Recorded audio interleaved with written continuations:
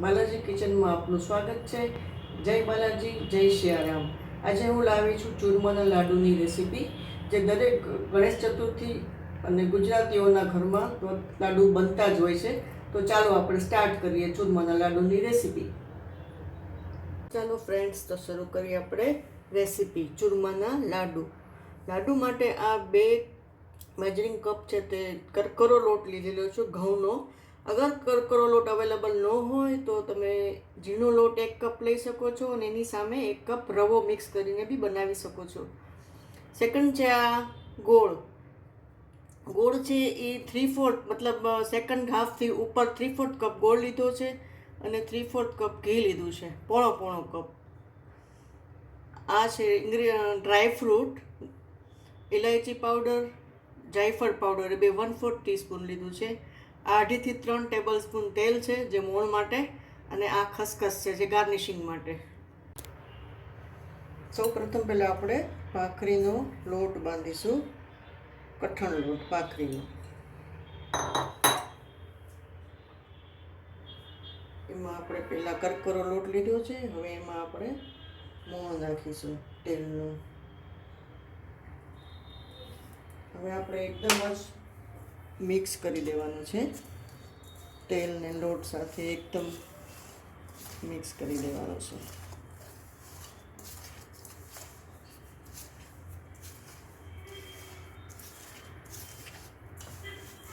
આપણે લોટમાં છે ને મોણ પ્રોપર છે કે નહીં એ ચેક કરવું હોય ને તો આપણે પહેલાં મુઠ્ઠી વાળીને જોવાનું। જો મુઠ્ઠી વળી જતી હોય ને તો એ મોણ પ્રોપર છે।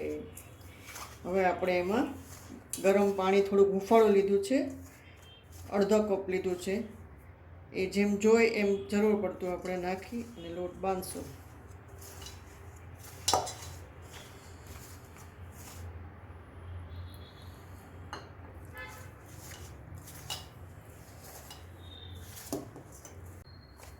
તો ફ્રેન્ડ્સ, આ જો ભાખરીનો લોટ કઠણ લોટ બંધાઈ ગયો છે। અને હવે આપણે એમાં 2 ટાઈપથી ચૂરમાના લાડુ કરી શકીએ। એક ભાખરી બનાવી અને એનાથી કરી શકીએ, અને એક બીજું મુઠિયા આવી રીતે મુઠિયા વાળી અને એને તેલમાં ડીપ ફ્રાય કરી અને એ રીતે કરી શકીએ। આવી રીતે મુઠિયા ડીપ ફ્રાય કરીને કરી શકીએ। આપણે અત્યારે અહીંયા ભાખરી બનાવી અને એનો બનાવીશું આપણે।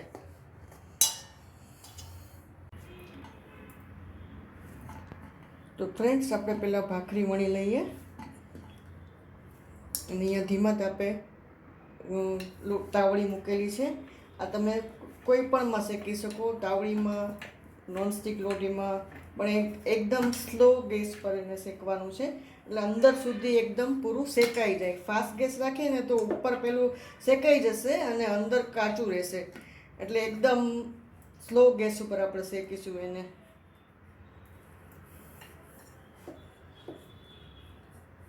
તો ફ્રેન્ડ્સ, આપણે આ રીતે ભાખરી કરી અને પછી એમાં આ રીતે ખાડા પાડી દેવાના, એટલે અંદર સુધી શેકાઈ જાય ભાખરી આપણી। હવે એને આપણે ધીમા તાપે શેકવા માટે મૂકીશું।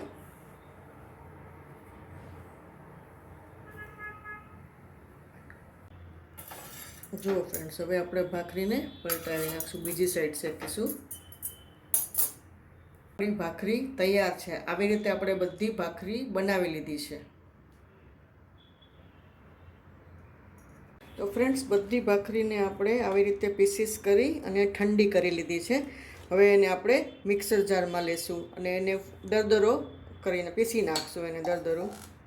જુઓ ફ્રેન્ડ્સ, આપણે બધી ભાખરી હવે મિક્સરમાં પીસી દીધી છે, અને હવે એક મોટા બાઉલમાં આપણે ટ્રાન્સફર કરશું। હવે ફ્રેન્ડ્સ, એક પેન આપણે લેશું, ગરમ કરવા મૂકશું અને એમાં આપણે ઘી નાખીશું।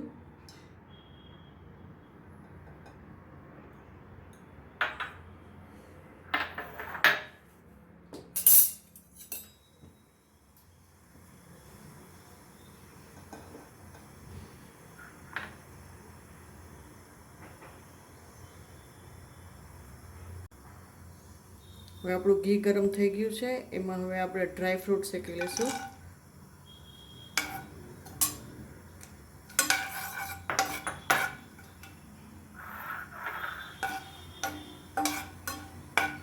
ડ્રાય ફ્રૂટ થઈ ગયા છે. હવે આપણે એને બધા કાઢી લેશું, એક બાઉલમાં કાઢી લેશું. ફ્રેન્ડ્સ, આપણે ગોળની પાઈ બનાવી લેશું.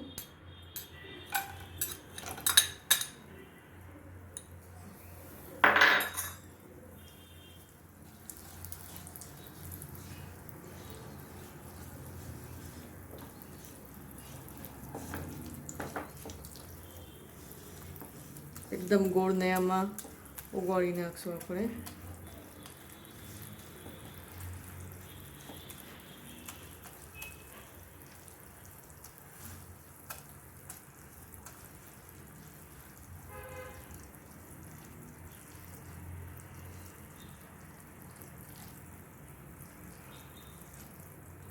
હવે આપણે તૈયાર છે ગોળની પાઈ.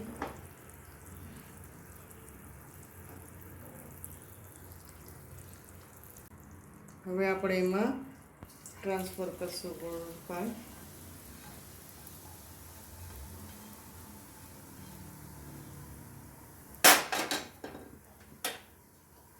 હવે એમાં પ્રોપર આપણે મિક્સ કરી લઈશું.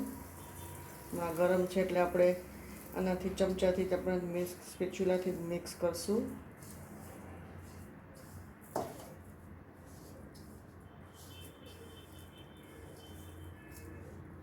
હવે એમાં જાયફળ પાવડર એડ કરીશું, ઇલાયચી પાવડર એડ કરીશું અને ડ્રાય ફ્રૂટ એડ કરી દઈશું બધું. હવે એને મિક્સ કરી અને લાડુ વાળશું. હવે આપણે એના લાડુ વાળી લઈશું.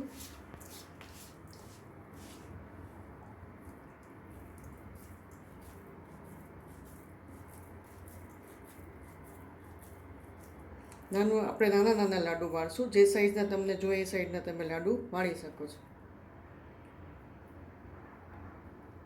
આ રીતે હવે આપણે બધા લાડુ રેડી કરી દઈશું.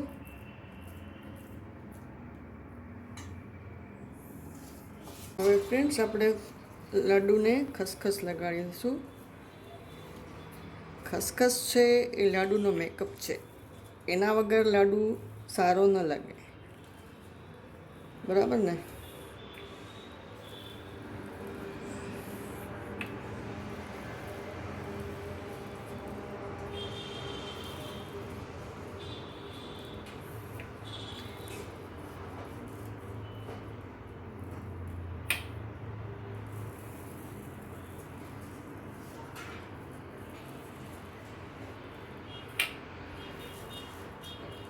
તો ફ્રેન્ડ્સ, આપણા લાડુ તૈયાર છે. હવે આપણે એને સર્વિંગ પ્લેટમાં લઈ લેશું. તો છે ને સરળ રીતે. આ રીતે જેને લાડુ ન બનાવતા આવડતા હોય તે પણ આ રીતે બનાવી શકે છે. એકદમ સરળ રીત રેડી છે સર્વિંગ પ્લેટમાં. તો તમને કેવી લાગી આ રેસીપી મને કમેન્ટ કરજો. અને હવે આપણે નેક્સ્ટ રેસીપીમાં મળીશું. ફરી મળીશું નેક્સ્ટ રેસીપી સાથે. અને તમને મારી લાડુની રેસીપી પસંદ પડી હોય તો તમે મને લાઈક, શેર અને સબસ્ક્રાઈબ કરજો. Thank you watching for my video. જય સિયારામ.